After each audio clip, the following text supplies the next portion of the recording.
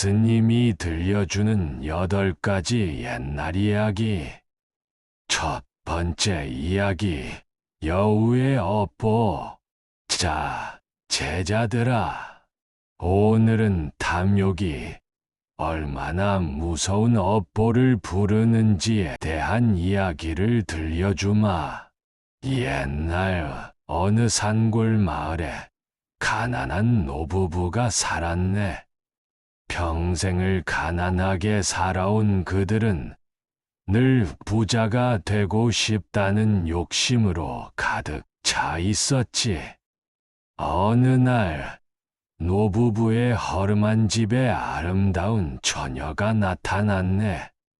그녀는 자신을 떠돌이 처녀라 소개하며 머물 곳을 찾고 있다고 했지.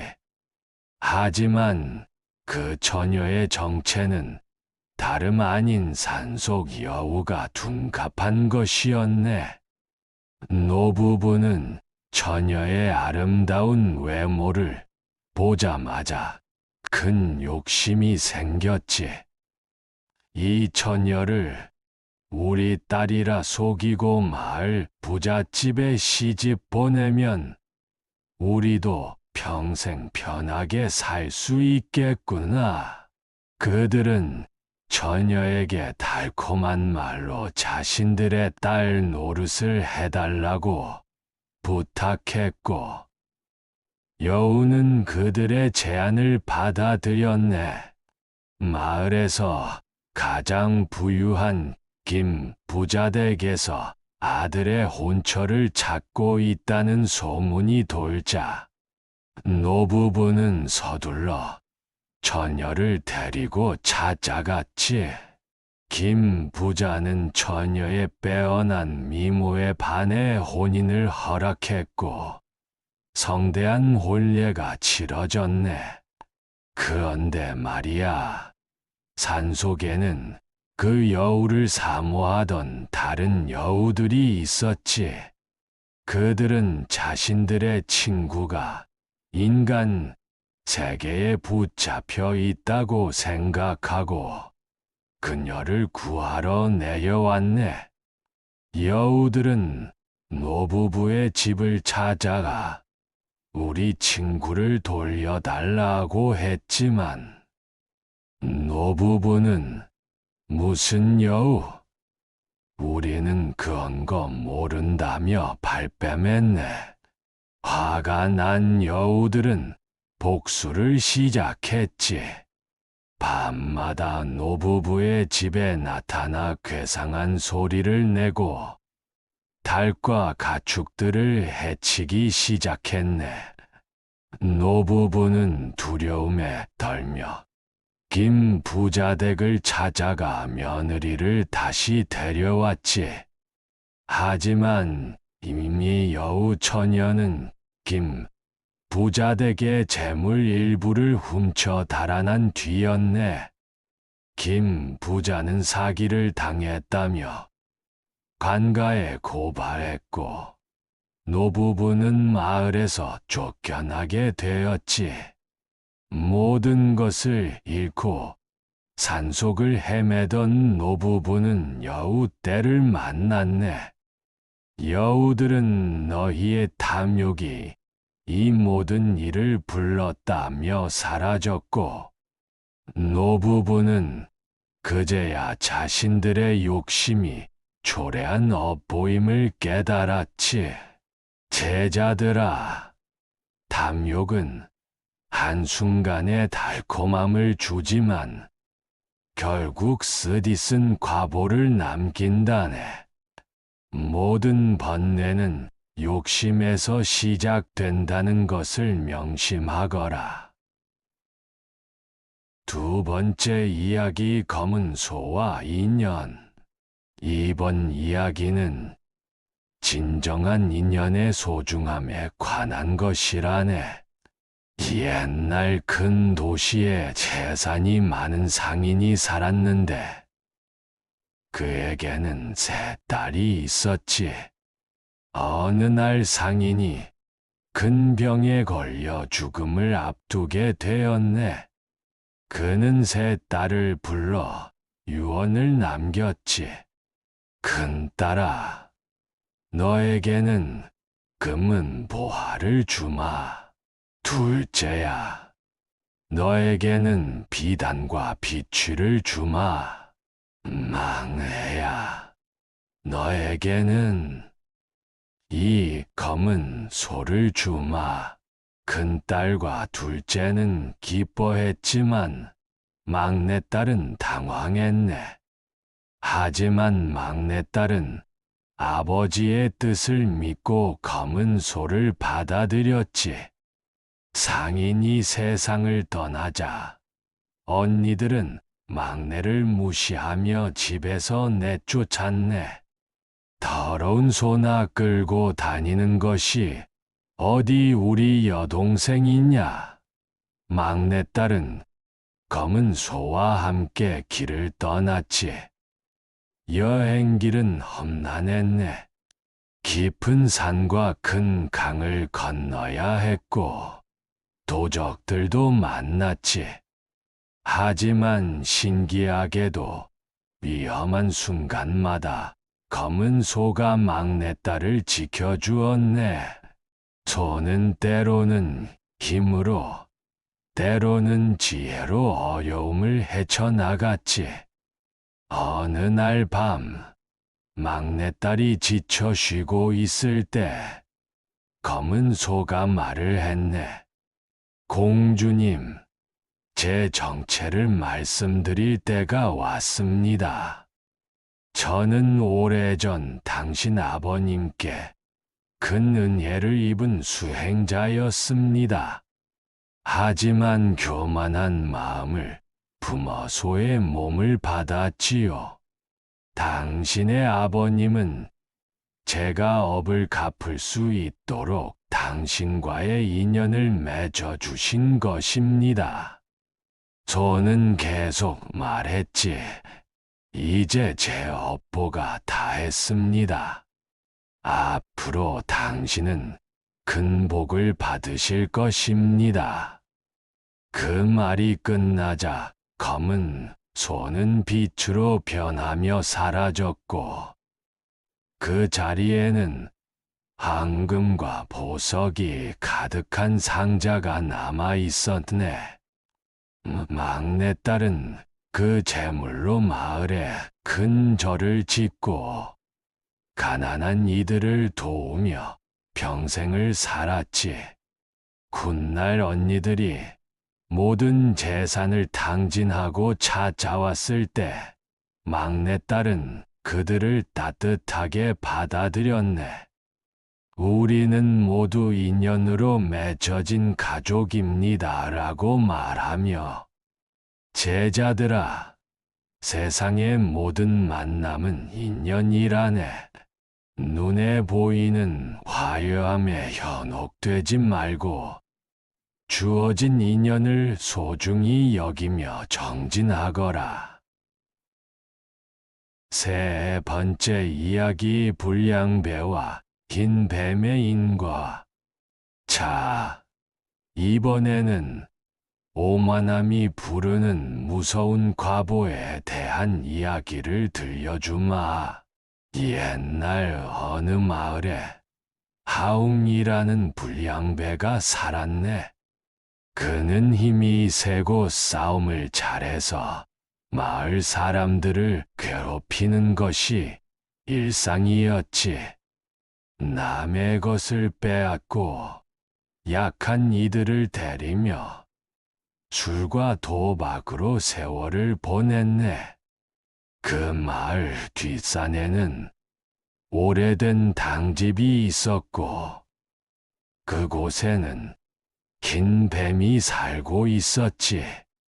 마을 사람들은 그 흰 뱀을 산신령의 사자라 여겨 정성껏 모셨네. 흰 뱀이 나타나면 풍년이 들고 마을에 좋은 일이 생긴다고 믿었지. 어느 봄날, 하웅이 술에 취해 산을 올라가다가 당집 앞에서 햇볕을 쬐고 있는 흰 뱀을 보았네. 뭐야, 이게 그 신령한 뱀이라고? 그냥 길쭉한 벌레 아닌가? 하웅은 비웃으며 돌을 집어 던졌지. 긴 뱀은 놀라 도망쳤지만 하웅은 쫓아가서 막대기로 때려 죽이고 말았네. 이까지 뱀 따위가 무슨 신령이야? 미신에 빠진 바보들 같으니. 그는 긴 뱀의 주검을 마을 한가운데 내던지고 떠났지. 마을 사람들은 경악했고 하웅에게 화를 냈지만 그는 오히려 큰 소리 쳤네. 내가 두려운 거야. 나는 신도 두렵지 않아. 그날 밤부터 이상한 일이 벌어졌네. 하웅의 몸에 작은 비늘이 돋아나기 시작했고 피부가 뱀처럼 변하기 시작했지. 처음에는 작은 반점이었지만 날이 갈수록 온몸을 덮어갔네. 하웅은 무당을 찾고 의원을 찾아다녔지만 소용없었지. 피부는 점점 더 굳어지고 숨쉬기조차 힘들어졌네. 고통이 심해지자 하웅은 저를 찾아왔지. 스님, 저를 살려주십시오. 제가 잘못했습니다. 노스님은 고개를 저으며 말씀하셨네. 내가 죽인 것은 단순한 뱀이 아니었다. 그 흰 뱀은 500년을 수행한 영물이었고 마을을 지키는 호법신이었지. 내 오만함과 무자비함이 이 과보를 불렀느니라. 참회하면 살 수 있습니까? 참회는 이미 늦었다. 다만 내 고통이 다음 생의 업을 조금이나마 줄여줄 것이다. 하웅은 그 후 사흘 밤낮을 비늘에 뒤덮인 채 고통 속에서 신음하다가 죽었네. 사람들은 그의 주검을 뱀의 형상으로 굳어진 채 발견했지. 제자들아, 모든 생명은 소중하고 특히 수행으로 공덕을 쌓은 존재를 함부로 해치면 그 과보는 상상을 초월한다 해. 오만함을 버리고 겸손하게 살아가거라. 네 번째 이야기 탐욕의 덧없음. 57 상인의 깨달음. 제자들아, 오늘은 내 젊은 시절 이야기를 들려주마. 내가 왜 이 산속에서 수행하게 되었는지를 말이야. 내가 젊었을 때는 57 상인이었네. 당시 최고급 57은 금보다 귀했고 나는 그 거래로 큰 돈을 벌었지. 하지만 나는 더 큰 부를 원했네. 어느 날 나는 한 가지 계획을 세웠지. 내가 시장의 57을 모두 사들이면 가격을 마음대로 정할 수 있지 않을까. 나는 모든 재산을 털어 57을 독점했네. 그 57로 나는 거대한 용, 조각을 만들기로 했지. 사람 키의 3배가 넘는 용을 만들어 왕실에 바치면 큰 상을 받을 거라 생각했네. 나는 최고의 장인들을 불러 모았고 밤낮으로 용 조각을 완성해갔지. 용은 정말 장엄했네. 비늘 하나하나가 살아 움직이는 듯했고, 눈은 보석으로 박아 번쩍였지. 마지막 오칠을 마치던 날, 나는 너무 기뻐서 아들 서기를 데리고 왔네. 서가, 이 용을 봐라. 아버지가 우리를 부자로 만들어줄 보물이다. 그런데 그날 밤, 천둥 번개가 치고 폭풍이 몰아쳤네.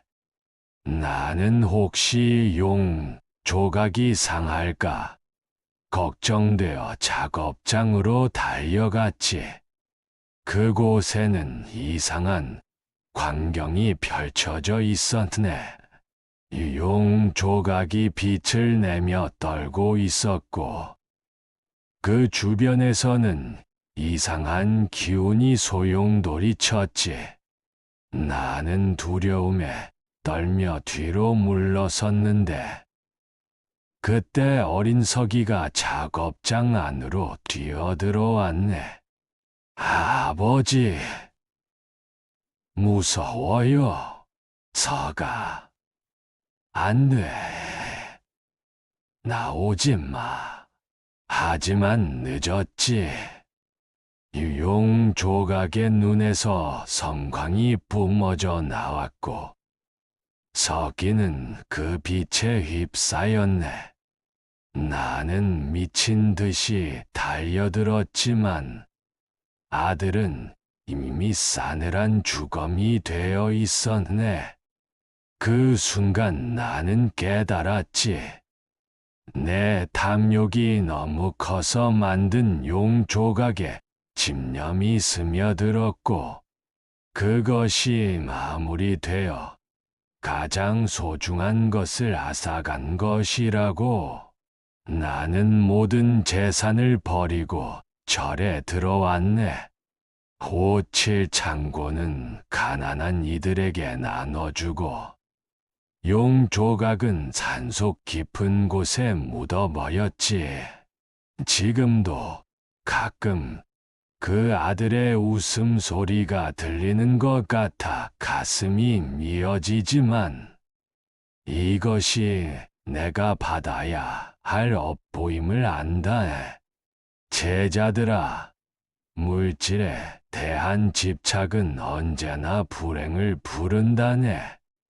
눈앞의 이익에 눈멀면 정작 소중한 것을 잃게 된다는 것을 잊지 말거라.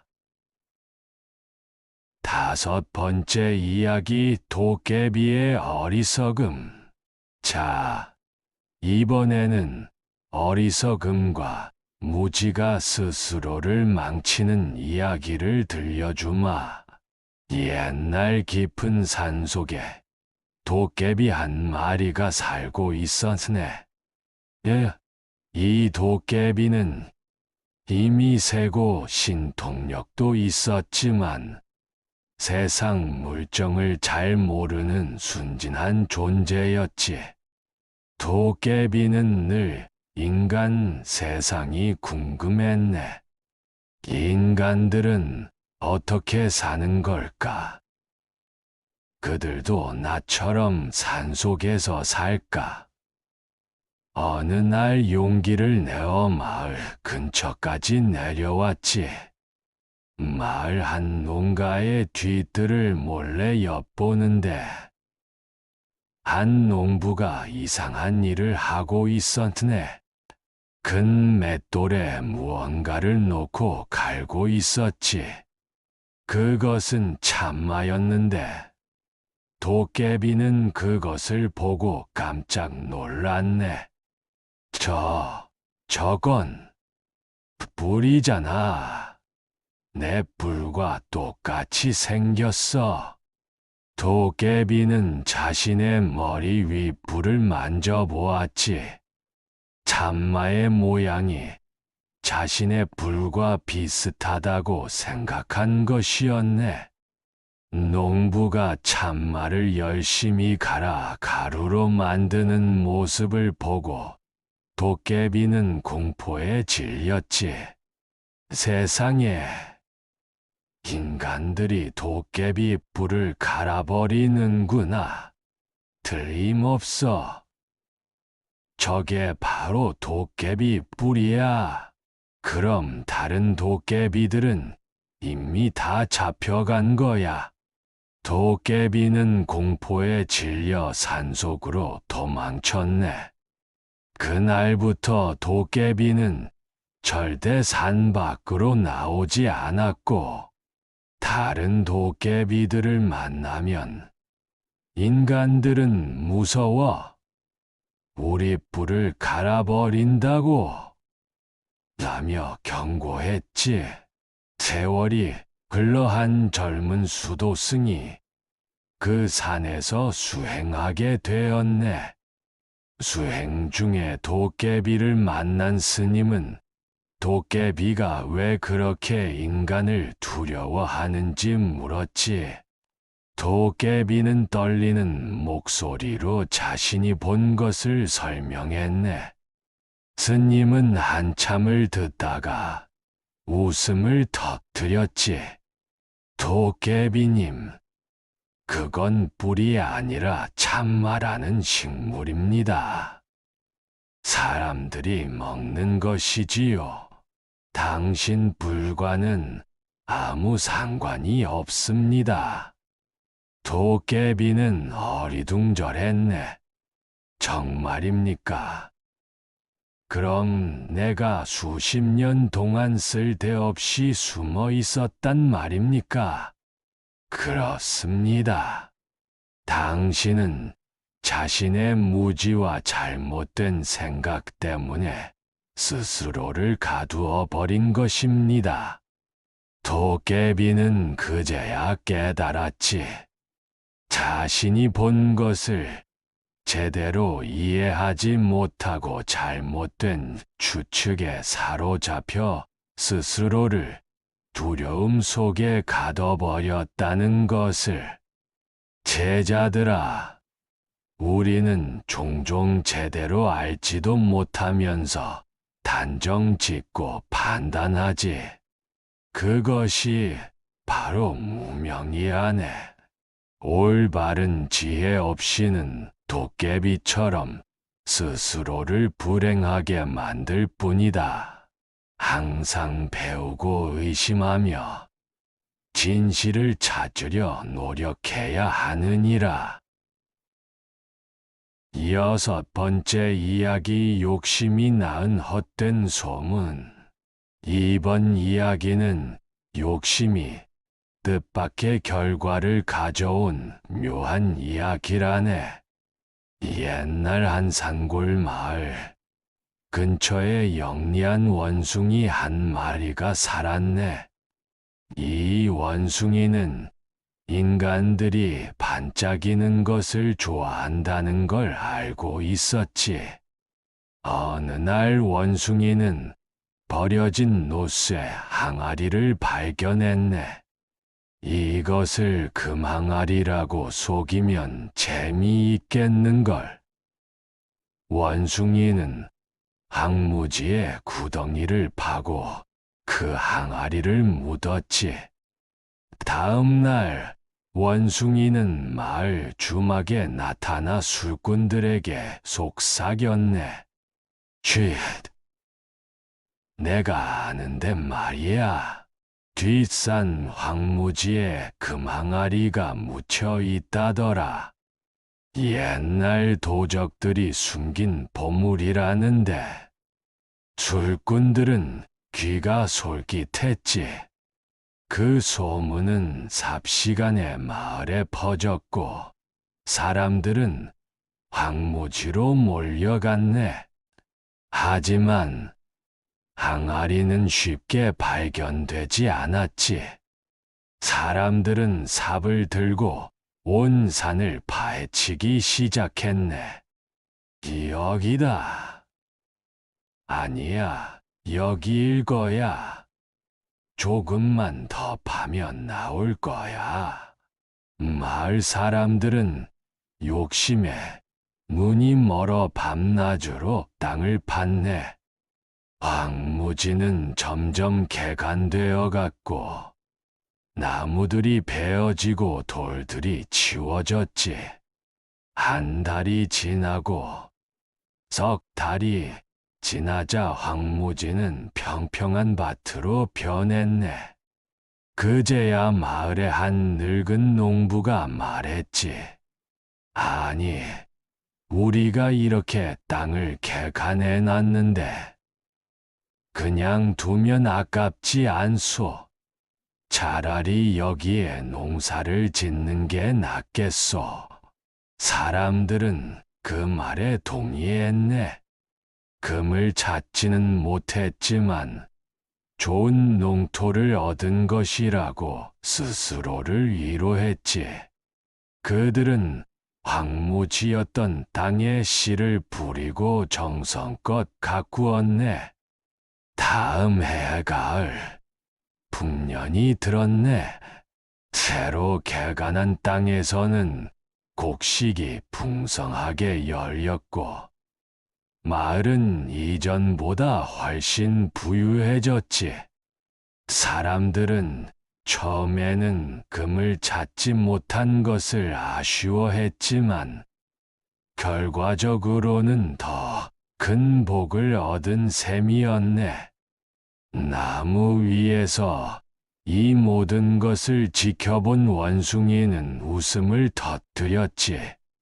내가 심심풀이로 한 장난이 저들에게 복이 되었구나. 하지만 그해 겨울, 원숭이는 나무에서 떨어져 다리를 다쳤네. 병든 원숭이를 발견한 한 농부가 그를 집으로 데려가 치료해 주었지. 회복하던 중 원숭이는 그 농부에게 진실을 털어놓았네. 실은 제가 헛소문을 퍼뜨린 것입니다. 그 망아리 같은 건 없었어요. 농부는 웃으며 말했지. 알고 있었네. 하지만 자네의 그 거짓말 덕분에 우리 마을이 부유해졌으니 오히려 고마워해야 하지 않겠나? 물론 거짓말은 나쁜 짓이지만 결과적으로는 좋은 일이 일어난 셈이니 말일세. 제자들아, 이 이야기는 복잡한 진리를 담고 있네. 욕심이 때로는 노력을 낳고 그 노력이 예상치 못한 복을 가져올 수도 있지. 하지만 기억하거라. 근본적으로 모든 번뇌는 욕심에서 비롯되고 거짓은 결코 올바른 방법이 아니라는 것을. 7번째 이야기 딸의 백일 기도와 업보의 소멸. 제자들아, 이번에는 참회와 수행의 힘에 대한 이야기를 들려주마. 옛날 깊은 산속에 무시무시한 요괴가 살고 있었네. 이 요괴는 오래전 인간이었지만 평생 남을 속이고 해치며 살았기에 죽어서도 해탈하지 못하고 요괴가 되어버렸지.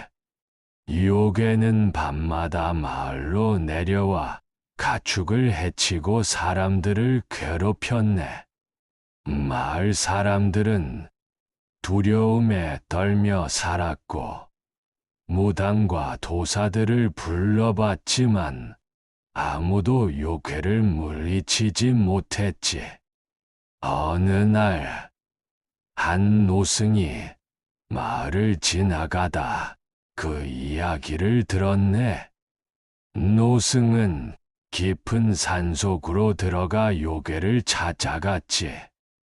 요괴는 스님을 보자 으르렁거리며 위협했지. 썩 물러가라. 내 놈도 나를 쫓아내려왔느냐.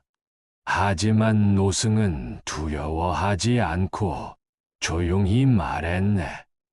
나는 그대를 쫓아내려온 것이 아니라 그대를 구하러 왔소. 구하다니. 나 같은 요괴를 구해. 모든 존재는 부처가 될 수 있는 불성을 지니고 있어. 그대도 예외가 아니요. 다만 업이 너무 깊어 스스로를 괴롭히고 있을 뿐이요. 요괴는 처음으로 자신을 적대시하지 않는 존재를 만난 것이었네. 노승의 말에 요괴의 마음 한구석이 흔들렸지. 정말 나 같은 것도 구원받을 수 있어. 물론이요. 하지만 쉽지 않을 것이요. 그대가 지은 업은 매우 깊으니 100일 동안 참회의 기도를 올려야 하오. 요괴는 고민했네. 100일 동안이나 기도를 한다는 것이 쉽지 않은 일이었지만 무언가 변화를 원하는 마음이 생겼네. 주소, 해보겠소. 첫날부터 고통이 시작되었네. 요괴가 참회의 연부를 외우자 몸속 깊은 곳에서 검은 연기가 나오기 시작했지. 그것은 요괴가 저지른 악업이 정화되는 과정이었네. 고통은 상상을 초월했지만 요괴는 이를 악물고 버텼네. 10일이 지나자 요괴의 몸에서 비늘이 떨어지기 시작했지. 30일이 지나자 붉게 빛나던 눈이 조금씩 맑아졌네. 50일째 되는 날, 요괴는 문득 자신이 인간이었을 때의 기억을 떠올렸지. 나에게 딸이 있었지. 70일이 지날 무렵, 한 젊은 여인이 산속으로 들어왔네. 그녀는 요괴의 딸이었지. 아버지가 돌아가신 후 요괴가 되었다는 소문을 듣고 아버지를 구하기 위해 찾아온 것이었네. 딸은 아버지 곁에 앉아 함께 기도를 올렸지. 아버지, 제가 함께 기도하겠습니다. 아버지의 업보를 제가 조금이라도 덜어드릴 수 있다면. 요괴는 딸의 효심에 눈물을 흘렸네. 그 눈물 한 방울 한 방울이 검은 업보를 씻어내는 감로수가 되었지. 100일째 되는 날 새벽, 요괴의 몸에서 찬란한 빛이 뿜어져 나왔네. 요괴의 모습은 사라지고 그 자리에는 평범한 노인이 앉아 있었지. 모든 업보가 소멸된 것이었네. 딸아, 고맙다. 내 덕분에 아비가 새로운 기회를 얻었구나. 노승은 미소 지으며 말했지. 보시오. 업이 아무리 깊어도 참된 참회와 수행으로 정화할 수 있어.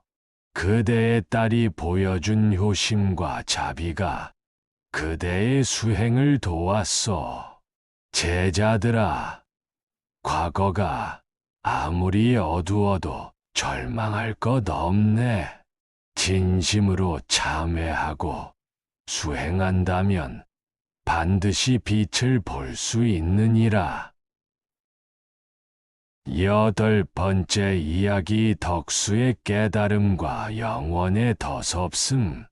이번에는 시간의 소중함에 대한 이야기를 들려주마. 옛날 덕수이라는 젊은 나무꾼이 살았네. 그는 성실했지만 늘 세상의 번뇌와 고민에 시달렸지. 가족을 먹여 살려야 하고, 빚을 갚아야 하고, 끝없는 걱정이 그를 짓눌렀네. 어느 날 덕수는 깊은 산속에서 나무를 하다가 이상한 동굴을 발견했네. 동굴 안에서는 맑은 샘물이 흐르고 향기로운 연기가 피어올랐지. 이곳에서 잠시 쉬어 가야겠다. 덕수는 동굴 바위에 앉아 눈을 감았네. 그 순간 깊은 명상에 빠져들었지. 이 평화로움이여. 세상의 모든 근심이 사라지는구나. 그는 생각했네.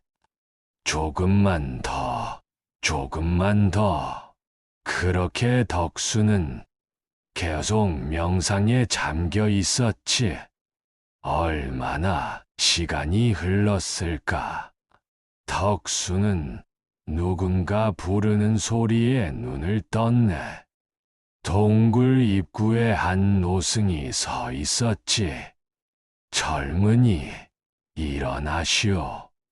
이제 나갈 때가 되었소. 네. 제가 얼마나 잠들어 있었습니까? 20년이요. 뭐라고요? 그럴 리가. 저는 그저 잠깐 눈을 붙인 것뿐인데. 덕수는 황급히 동굴 밖으로 나왔네. 그런데 산의 모습이 완전히 달라져 있었지. 나무들은 훨씬 더 자라 있었고, 길도 변해 있었네. 마을로 내려가니 더욱 놀라운 광경이 펼쳐졌지. 자신의 집이 있던 자리에는 낯선 사람들이 살고 있었고, 아는 사람이 아무도 없었네.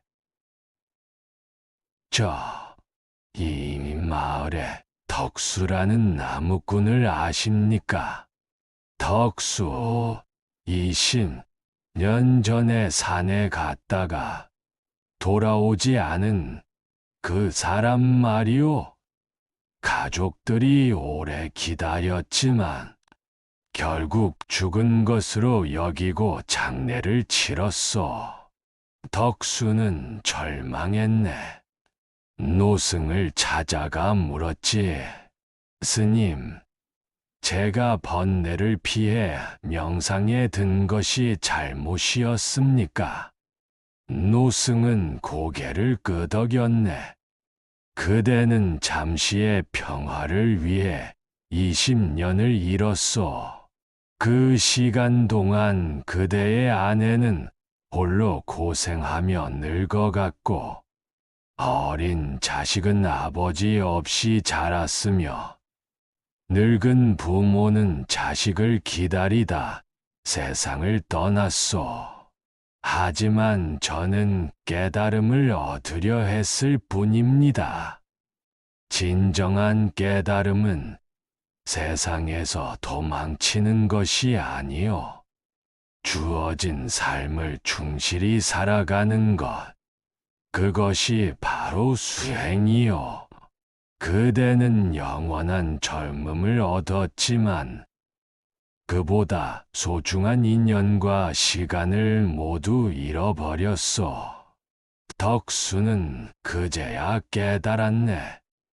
자신이 번뇌를 피하여다 정작 가장 소중한 것들을 놓쳐버렸다는 것을. 스님, 이제 어찌해야 합니까? 지금부터라도 남은 인연을 소중히 여기고 매 순간을 깨어 살아가시오. 과거는 돌이킬 수 없지만 지금 이 순간은 그대의 것이오. 덕수는 그 후 마을에 남아 사람들을 도우며 살았네. 비록 가족은 잃었지만 자신의 실수를 교훈 삼아 다른 이들이 같은 잘못을 하지 않도록 가르치며 여생을 보냈지. 제자들아, 수행은 삶에서 벗어나는 것이 아니라 삶 속에서 깨어 있는 것이니라. 매 순간이 수행이고 매 순간이 소중하다는 것을 잊지 말거라. 오늘 이야기는 여기까지입니다.